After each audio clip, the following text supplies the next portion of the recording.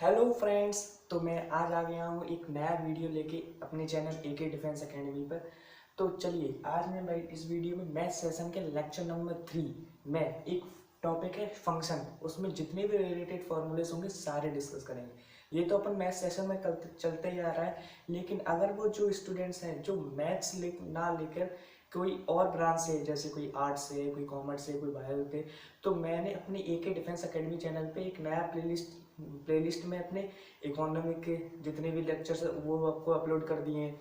जितने भी जीएस हो गए, जैसे ज्योग्राफी, हिस्ट्री, राइट, पॉलिटी, इनके भी वीडियो मैं धीरे धीरे डालता रहूँगा। तो मेरे चैनल एके डिफेंस एकेडमी को सब्सक्राइब कर लीजिए। तो चलिए मैं इस वीडियो में एक फंक्शन टॉपिक लेके आया हूँ जिसमें मैं आज सारे फॉर्मूले डिस्कस करेंगे। तो वीडियो को स्टार्ट करते हैं। तो चलिए अपन फंक्शन में एक्चुअली में जो पिछला लेक्चर था उसमें रिलेशन के बात आसानी से कर चुके थे और फॉर्मूले थे वो सारे डिस्कस कर चुके थे।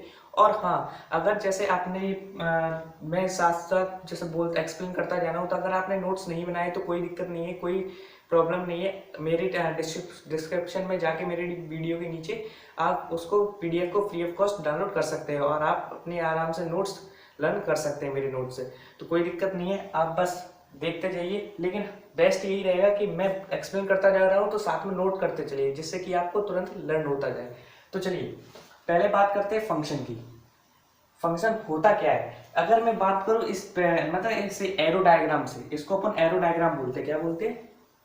Arrow diagram.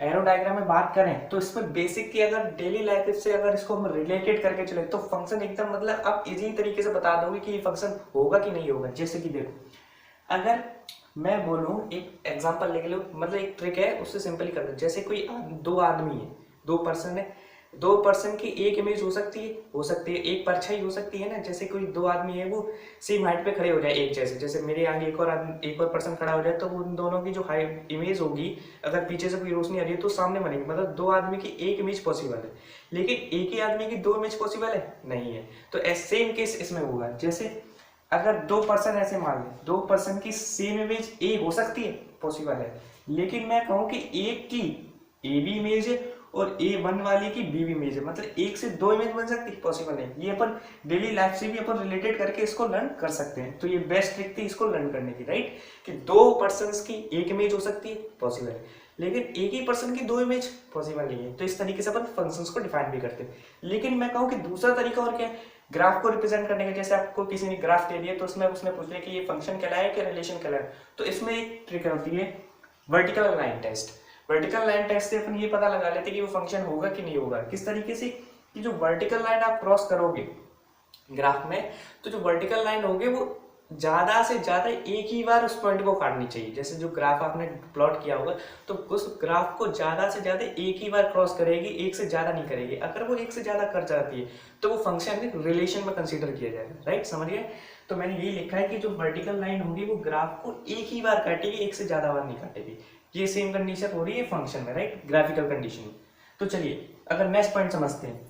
नेक्स्ट पॉइंट्स पे आ जाते हैं टाइप्स। फंक्शन के टाइप कितने होते हैं? एक्चुअली फंक्शन के टाइप मैंने दो ब्रांचों में कर दिए। एक ब्रांच है 8 की, मतलब दो ब्रांच में कर दिए। एक ब्रांच में 8 काउंट है, मतलब उस फंक्शंस में जो टाइप रहेंगे वो 8 होंगे। जैसे अपन ने 12th क्लास में पढ़े होंगे 1 1 फंक्शन, ठीक है, 1 1 onto function, 1 1 into function, right, many one function, many one onto function. तो ये सारे टाइप्स हम वो इस कंडीशन में किया है। हालांकि इसमें मैंने नोट डाउन नहीं किया, लेकिन आप डिस्क्रिप्शन में जाके मेरे नोट्स डाउनलोड कर सकते हो। उसमें सारे ब्रीफली कंडीशन में आपको मैंने फंक्शन के नोट्स प्रोवाइड कर दिए हैं फ्री ऑफ कॉस्ट, राइट, आप डाउनलोड करके वहां से लर्न कर सकते हैं।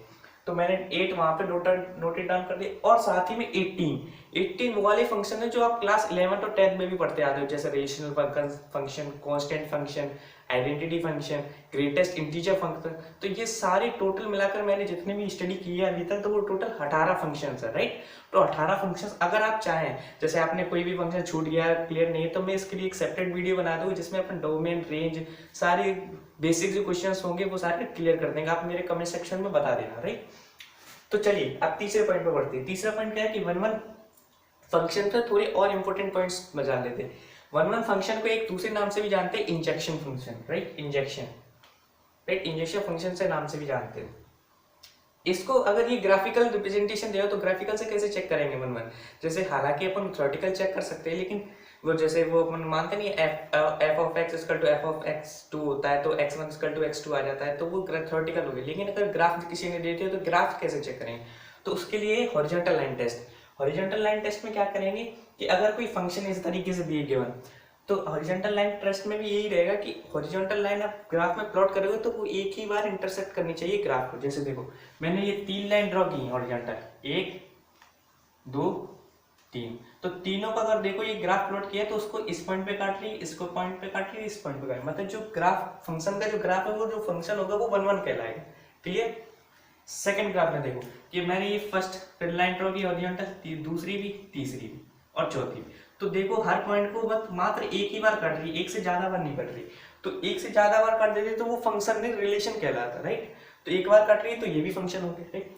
अब एक बात गौर करिए कि ये एक डिक्रीजिंग फंक्शन है और ये एक इंक्रीजिंग फंक्शन है, राइट। तो मैंने ये सेकंड पॉइंट भी क्लियर कर दिया है कि फंक्शन आइदर इंक्रीज और डिक्रीज ऑल्सो इंजेक्शन फंक्शन, मतलब अगर वो अपनी फंक्शन में, अपने फंक्शन की डोमेन में अगर वो पूरा डिक्रीजिंग है या फिर पूरा इंक्रीजिंग है, तो हमेशा क्लियरली रहना कि वो फंक्शन 1 1 फंक्शन कहलाएगा, राइट।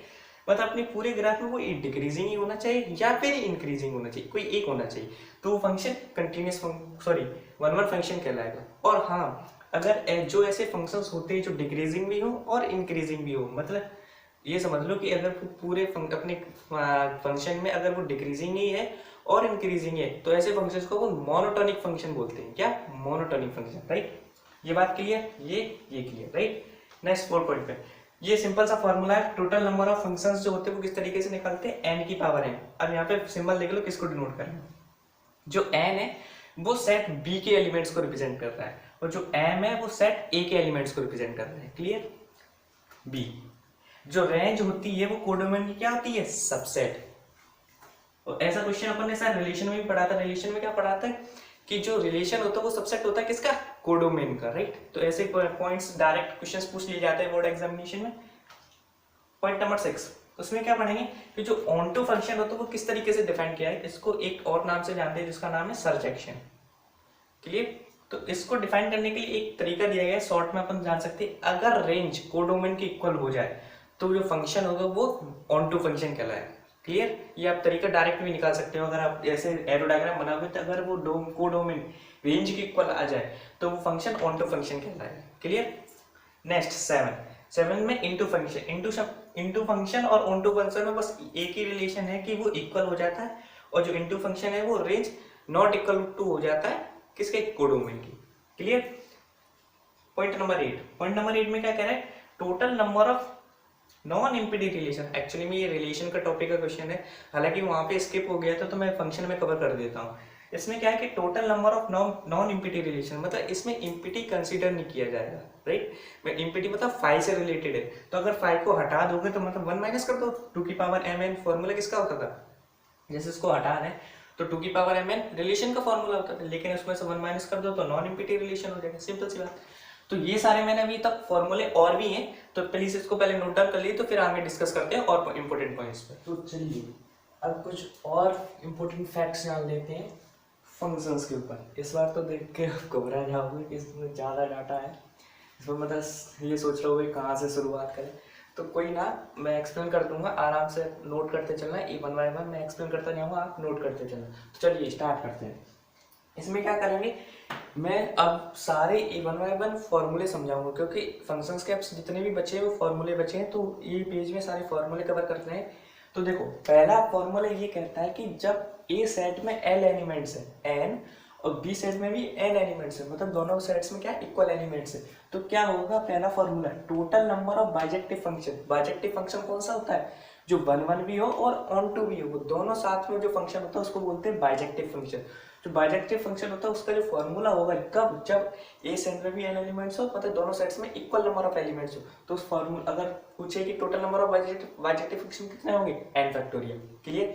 मतलब एग्जांपल ले लो कि ए सेट में भी 3 एलिमेंट्स है, उसमें भी 3 एलिमेंट्स, तो यहाँ 3 का फैक्टोरियल क्या होगा, 6 है, आंसर खत्म। Clear, right. सेकंड पॉइंट क्या कह रहा है, इसी कंडीशन में कि total number of onto function क्या होंगे। और एक कॉमन सेंस लगाओ कि अगर कोई फंक्शन बाइजेक्टिव है मतलब वन वन और ऑन टू, मतलब वो ऑन टू भी होगा फिर अगर, क्योंकि अगर वो बाइजेक्टिव है तो वो ऑन टू भी होगा ना, तभी वो फंक्शन बाइजेक्टिव हो रहा है। तो वो डायरेक्ट पूछ लेता है कि total number of onto function कह रहा है, तो उसका फॉर्मूला डायरेक्ट है टू की पावर n माइनस टू। तो इस फॉर्मूले को भी याद करना, राइट, और इस फॉर्मूले को भी, राइट। कब? जब ये कंडीशन गिवन हो। ये कंडीशन जरूर ध्यान रखना है कि डायरेक्ट कहीं भी लगा दो, कंडीशन जहाँ अप्लाई हो रही है वहां पे ये फॉर्मूले आप अप्लाई कर सकते हो। अगर कोई पूछे कि अगर ये कंडीशन सेटिस्फाई ना हो रही हो ऐसे कि मतलब जब इन दोनों के एलिमेंट्स इक्वल ना हो, तो देन बाइजेक्टिव फंक्शन क्या होगा? जीरो, मतलब एक भी बाइजेक्टिव फंक्शन होगा ही नहीं फिर। Okay, clear? ये भी पॉइंट क्लियर हो गया। अब नेक्स्ट पॉइंट में बढ़ते हैं कि इवन फंक्शन और ऑड फंक्शन। एक्चुअली में आपने ये वर्ड सुने होंगे लेकिन आपको ये डिफरेंस क्लियर नहीं हुआ होगा कि एक्चुअली में होते क्या है। तो आज मैं डिफरेंस क्लियर कर देता हूँ कि जो इवन और ऑड फंक्शन में डिफरेंस होता है। तो पहले इवन देखते हैं कि जो कोई भी फंक्शन दिया है, अगर वो function F of minus x के इक्वल हो जाए तो वो फंक्शन इवन फंक्शन में कहला जाएगा। कैसे? एग्जाम्पल लेते हैं कि एक एफ एक्स की जगह मैंने रखा कॉस एक्स, राइट, और एफ ऑफ माइनस एक्स की जगह रखा कॉस ऑफ माइनस एक्स। तो cos ऑफ माइनस एक्स क्या होता है? cos एक्स ही तो होता है, तो मतलब ये आपस में इक्वल हो गए। तो मतलब जो cos एक्स फंक्शन होता है वो एक इवन फंक्शन होता है, राइट, क्लियर? अब सेकंड पढ़ते हैं ऑड फंक्शन के ऊपर। ऑड फंक्शन क्या कह रहा है कि f ऑफ माइनस एक्स, क्या कह रहा है? f ऑफ माइनस एक्स किसके इक्वल हो जाए? माइनस एफ एक्स के, राइट। इसमें भी एक एग्जांपल सेट करते हैं कि अगर sine of minus sine X होता है कि साइन ऑफ माइनस एक्स है एक्चुअली में, कि साइन ऑफ माइनस एक्स है, तो ये किसके बराबर होता है एक्चुअली? Minus sine x. तो यही तो लिखा है माइनस साइन एक्स, ये देखो साइन ऑफ माइनस एक्स किसके बराबर है? माइनस साइन एक्स के, ये लिखा है माइनस साइन एक्स। तो मतलब जो साइन एक्स फंक्शन होता है वो कौन सा होता है? ऑड फंक्शन होता है, राइट, क्लियर? टेट वाला पॉइंट क्लियर। 11 पे आ जाओ। अब ऐसा आप सोचोगे कि हर कोई फंक्शन या फिर इवन होगा या फिर ऑड होगा, ऐसा जरूरी नहीं है। मतलब कुछ फंक्शन ऐसे होते हैं जो इवन भी नहीं होंगे और ऑड भी नहीं होंगे, मतलब इन दोनों की कंडीशन में तो होंगे ही नहीं। तो ऐसे फंक्शन कौन कौन से होते हैं? एग्जांपल देखो कि some functions neither even nor odd like logarithm function, right. Note कर लीजिए, वेरी वेरी इंपॉर्टेंट है। लोग मतलब इतना सोच नहीं पाते कि अगर इवन और ऑड फंक्शन है तो दोनों में से एक ना एक तो फंक्शन होगा, या फिर इवन होगा या फिर ऑड होगा। नहीं, कुछ ऐसे भी होते हैं जो दोनों ही नहीं होते, मतलब लॉगरिथम फंक्शन मतलब ना ही ये इवन है ना ही ये ऑड है, राइट। ये पॉइंट क्लियर। अब आ जाते हैं 12वें पॉइंट पे। 12वें पॉइंट को थोड़ा आराम से और ध्यान तसल्ली से सोचना। मैंने क्या लिखा है कि m एलिमेंट्स ए सेट के, ए सेट में कोई m एलिमेंट्स है और बी सेट में कोई n एलिमेंट्स है। ये क्लियर हो गया। अगर मैंने कहा कि m is greater than n, मतलब m जो एलिमेंट्स है वो ज्यादा है किससे? n एलिमेंट से। एक ये कंडीशन हो गई। और दूसरी उल्टी कर दी कि जब n एलिमेंट ज्यादा हो जाए m एलिमेंट से, राइट। क्लियर हो गया कि मतलब दोनों रिवर्स कंडीशन ले ली। कब? जब फंक्शन क्या दिया हो? One one function and onto function. तो देखो फॉर्मूला देखते हैं कि जब वन वन फंक्शन अप्लाई कर रहा है कि मतलब total number of one one function अगर पूछ ले किसमें कि जब m is greater than n है तो फंक्शन टोटल कितने निकलेंगे? जीरो, एक भी नहीं होंगे उसमें वन वन फंक्शन। लेकिन अगर वो पूछ दे कि जब n is greater than m है तब बताओ कि वन वन फंक्शन कितने होंगे, तो उसका फॉर्मूला है npm। p यहाँ पे क्या है? परमुटेशन। तो उसका फॉर्मूला होता है n factorial upon n minus n factorial. तो ये फॉर्मूला क्लियर। सेकंड पॉइंट पे देखो कि लिखा है ऑन टू फंक्शन। अगर ऑन टू फंक्शन किस कंडीशन पूछे थे कि m is greater than n है, तो इसका फॉर्मूला कुछ इस प्रकार है। देखो कि n सिग्मा, इसको सिग्मा बोलते हैं, राइट। सिग्मा का होता है sum, n sigma r equal to 1, मतलब r की वैल्यू 1 से लेके n तक है। n उसमें गिवन हो, n क्या होता है?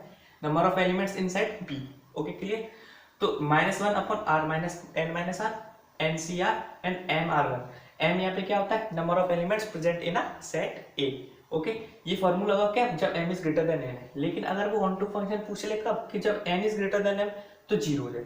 तो एक्चुअली में देखो ये रिवर्स चल रहा है कि मतलब ये पूछोगे तो इसमें एक जीरो ये हो जाएगा वन वन, लेकिन ये कंडीशन पूछोगे तो इसमें ये वाला जीरो हो जाएगा। लेकिन फॉर्मूला दोनों याद रखना कब हमें कब यूज करना है, ये कंडीशन गिवन होगी उसमें, ठीक। तो ध्यान लगा के क्वेश्चन को सॉल्व करना है। तो ये मतलब आपको इतना डीपली बता रहा है कि कोई भी क्वेश्चन आपसे स्किप नहीं हो सकता, राइट। ये 12वां पॉइंट क्लियर। 13वां देख लो। अब कुछ क्वेश्चंस ऐसे होते हैं जिसमें सिंबल्स का यूज होता है, तो अगर आप सिंबल से नहीं जानते तो उसमें क्वेश्चंस पे कैसे पढ़ोगे, राइट। अब जैसे n होता है नेचुरल नंबर होता है, w होता है होल नंबर, तो ये तो बेसिक से है। लेकिन कुछ एडवांस के जो सिंबल्स होते हैं वो देख लेते हैं। जैसे r प्लस है, जैसे r प्लस नीचे प्लस लगा r और जेड प्लस है, फिर आर स्टार है, फिर जेड स्टार है और जेड ऊपर प्लस लगा है, राइट। ये देखो थोड़ा डिफरेंसेस में थोड़ा गौर से देखना कि ऊपर इसमें प्लस लगा है, इसमें नीचे प्लस लगा। तो देखो आर प्लस का मतलब होता है कि आइदर जीरो और पॉजिटिव रियल नंबर, मतलब या फिर वो जीरो होगा या फिर पॉजिटिव रियल नंबर होगा, मतलब वो नेगेटिव रियल नंबर नहीं होगा, मतलब नेगेटिव रियल नंबर को इसमें छोड़ दिया है, राइट। इस सिंबल का मतलब ये होता है।